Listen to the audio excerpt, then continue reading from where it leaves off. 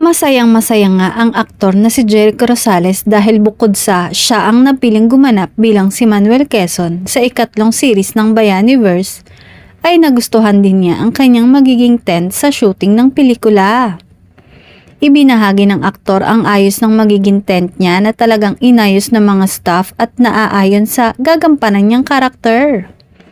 Bukod sa maliwalas na pagkakaayos ng mga kagamitan tulad ng upuan at lamesa, ay madami ding halaman sa labas at loob mismo ng tent na talagang nakaka-relax. Samantala, excited na ang girlfriend ni Jericho na si Janine Gutierrez na mapanood ang pelikula niya. Makikitang todo suporta si Janine sa bawat post ni Eko na may kinalaman sa kanyang pagiging si Quezon. Lalo ngang kinakikiligan ang mga Ekonin fans kapag nakikitang nagko-comment ang isa sa kanila sa mga post at halatang supportive sa bawat isa.